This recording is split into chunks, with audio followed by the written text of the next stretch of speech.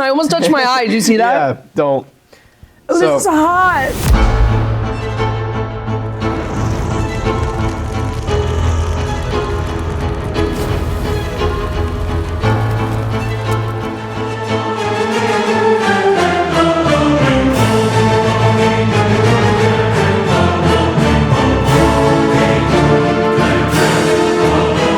Welcome to Hot Nugs, the show with the hot questions and even hotter nuggets. I'm your host, Isaiah Armstrong, and today I'm joined by Miss Yaeger.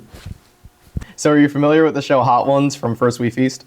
I am, because I did, well, on TikTok it does show up a lot, so I have watched the clips before. I do have an idea of what they do. So I guess you know what you're in for? Kind of, I just don't know how spicy they're gonna be. I do like spicy food, but not like that spicy. Okay, so you're more mild. So Yes. it's more like a nice heat, not like like my face is That's a what warm heat. I call it a warm heat. Right. So your face isn't like dying. Yeah, I don't want to be like, I don't want to feel like I'm being, I don't want to be tortured while I'm eating. Yeah, yeah, right.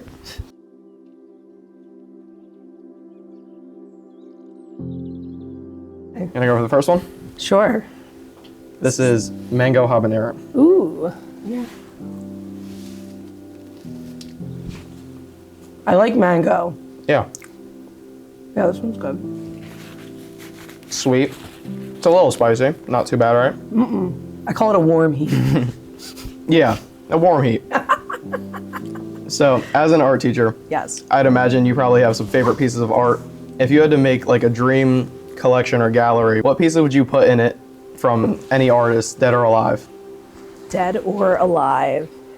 Oh, this is so hard. So I'm like a weirdo. Like art really like trips me out. Like I get like crazy, like the history behind it and just like even like the paint strokes itself. Like, oh my gosh, he did that. So I feel like personally, Picasso and Van Gogh are my two favorite artists. No lore behind them really. I just like their style of art. So I probably, it would be, they're both not alive anymore. But there's some pieces that I've never even physically seen. It's a little controversial in the art world where, you know, somebody that has like $1 billion can buy a $1 billion painting. And they can like see it for themselves in person. And nobody else, so it's called like a private collection. So so I would like to ransack every private collection and take the Picassos and Van Goghs that have never been seen. Because people that have money, they can purchase a $100 million painting and choose never to show anybody, never to post it, never, it's in their private collection, meaning in one of their homes, just hang it. Yeah. So that's what I would do. I would ransack. So you'd rob a billionaire and steal all the pieces that have never been seen. So if I'm going to be totally honest, that's what I would do. But it truly, Van Gogh and Picasso are probably my two favorite artists. So those are the ones I'd be looking for.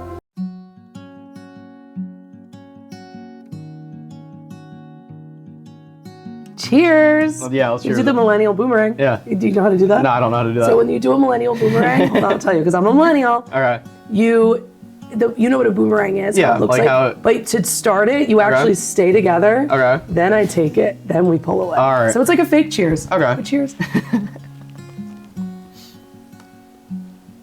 I wasn't paying attention, there's like hot sauce on that. Well, I'm gonna be weird, I changed another one. That one's not too bad.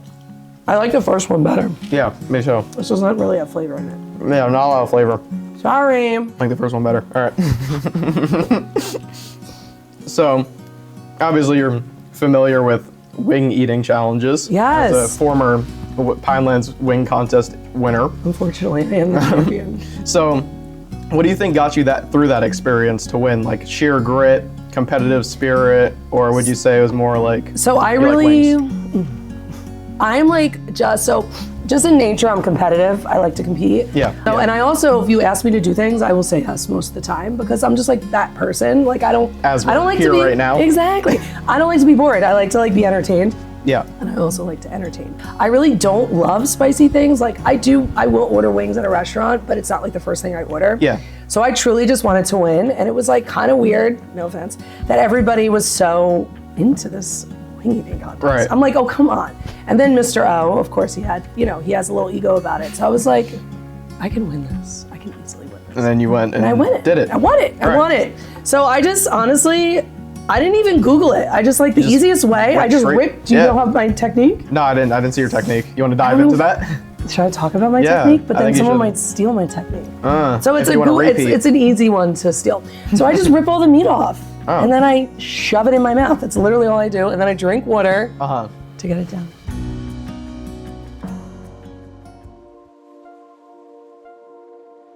Are we boomerang? Ready? All right. And pull away. And then, okay. That's it. Okay. So when you take the boomerang, that's the only way to get a good cheers because it looks like you're actually doing it authentically. Right, and then you're... But it's fake. Wow. Oh. That was quick. Because the liquid is dripping. Oh. That was so spicy. Spicy? Not a lot of taste of that one, right? No. No. But it was all on the tip of my tongue because it all dripped on it. Yeah, you gotta watch like your lips and stuff when you bite down. Not a fan? It's just not good. Yeah. As you go up, they start to get less and less taste, and it's more just hot. Just fumes. So I'm familiar with your snowboarding trips in Vermont. Would you say there's any like interesting stories or anything interesting that you've seen while out snowboarding on the mountains? So I've been snowboarding since I was your age. I started when I was in high school. I was 13, and I was lucky because my parents had how people from North Jersey rent a beach house down here. My parents would rent a winter house in Vermont. So we would go up every other weekend. So when I was in high school, my parents used to let me bring people as long as they knew how to snowboard or ski and had their own equipment. So I used to bring a lot of people up to the house. So we used to have a lot of fun. But I would say, like, honestly, more like scarier things, because like I said, I've had a lot of fun snowboarding. I go up every year. We don't rent a house anymore. My sister actually owns a house up by Lake Placid. Yeah. So I'm an avid snowboarder. I have hung out with Shaun White and Danny Cass, professional snowboarders. I used to party with them back in the day. It was so much fun. I love them. But honestly, snowboarding's a little scary. Like I've been, I'm a little reckless. If you can't tell, I'm competitive. I like to win. That's also comes with like a reckless nature. So I've gotten like caught on the top of the mountain, like stuck. Like we've gotten caught in the gondola and we had to get like saved. Like they come up on a ladder and take you down. That happened to me once in Vermont. So the gondolas they're like enclosed. So if it's too windy, they close it because like it's just, you'll see. I'm sure if you like look it up, people have been stuck for hours. So we were able to get down, but it was scary. Yeah. I've never fallen out of a lift. Actually, one time there was a fire at my Vermont house too, and I got caught in it. That's a whole other story. Yeah, no, I actually have a lot of good stories. Lore. No, I have like a lot of lore.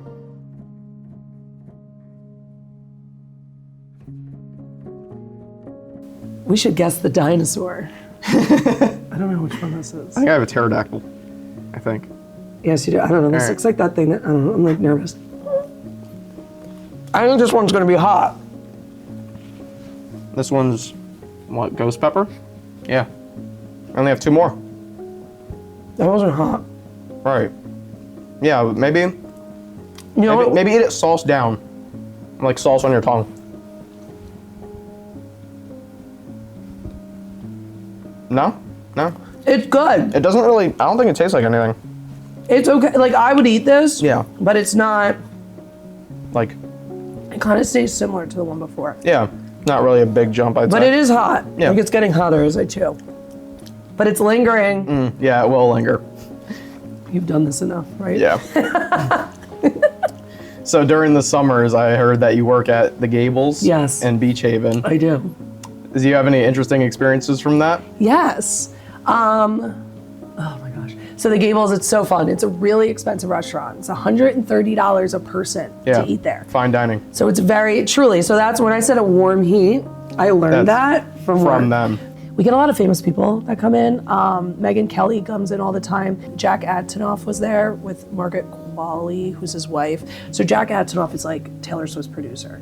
So he came out to dinner. Yeah. So it's kind of fun because I used to work in New York City. So you're like trained when you work in New York. Like I worked in the fashion industry, so you cannot get excited if you see a celebrity. You're trained to be like very normal, like you and me. Nonchalant.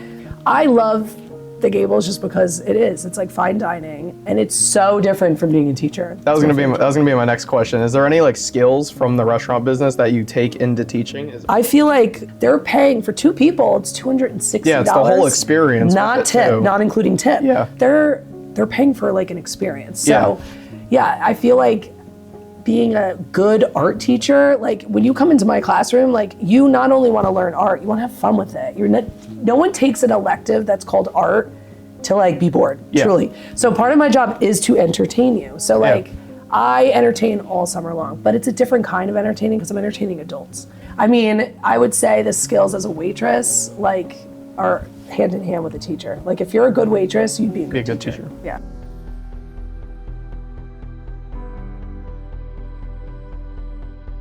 Okay, All right. ready? Yeah, second to last. Boomy.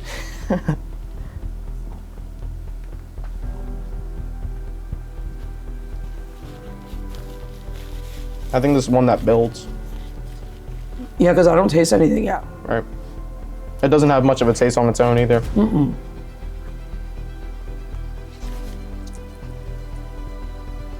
I feel a little bit. Mm-hmm.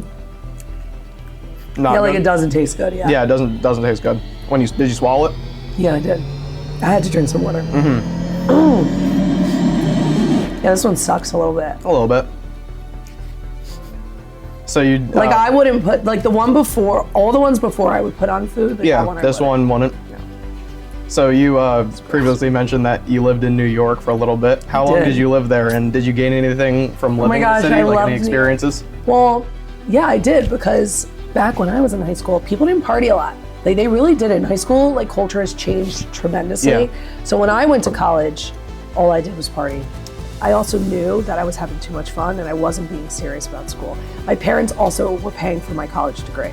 So my grades were slipping. They were like, you're in art school. How do you have B's and C's? This is what you're good at.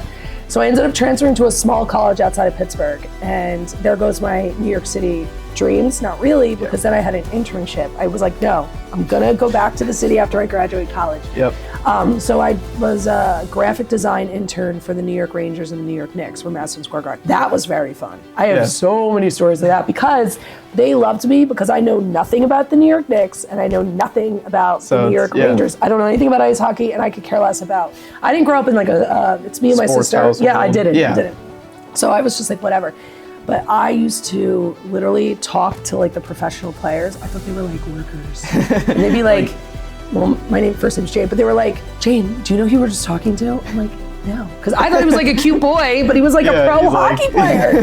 Like, you couldn't tell he was like missing the one tooth. I'm like, no, he looked like a normal person. I was like, oh my gosh, I'm so embarrassed. Like, I could tell the current Knicks players. They were like, when they would walk by my office, I wouldn't see their head. Like, that's how tall. I'm not even kidding, because they were taller than the door. Like 6'5" plus. Like 7'5". They were so tall. Anyway, so in New York City, I would say that was when I was going. I was still in college. When I graduated college, I did get a job in New York. I lasted 3 months. I hated it.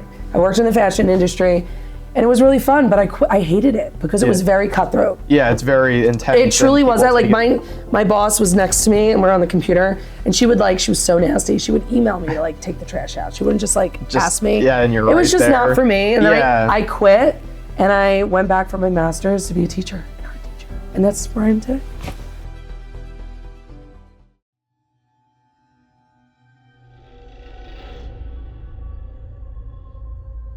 Are you ready for the last one? Are you? I'm good. Telling a lot of stories, like I'm not, but here we go. All right. Last one.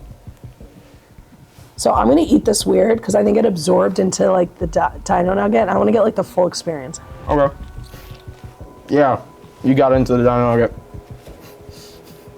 I took a bite out of his flesh. What do you feel?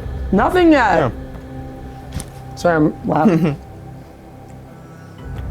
Doesn't taste too. No, it's gross. Not good at all. I feel like anything this hot's not good. I have a good hot pepper story. Carolina Reapers are the hottest pepper. I told you this story. The camping trip. Oh. Did I tell you this? I don't think. Didn't you guys have? Oh, this is hot. So there it is. I was married before. I have an ex-husband, and they had my ex-brother-in-law had a joint bachelorette camping trip party. Oh, this is hot. And do you know what? Carolina Reapers are the hottest peppers on the planet. He brought them, like real ones, like not in the sauce.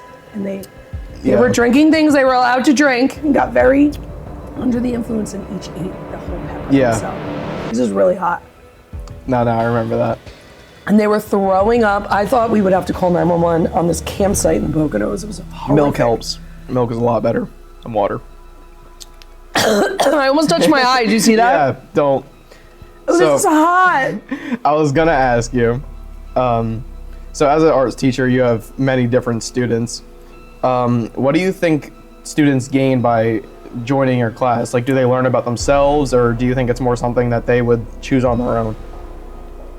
So I don't know, it's hard because it's like a joint thing, because I feel like a lot of times, especially your generation, you're not as vocal as my generation was. Where when I mean, I'm like crying.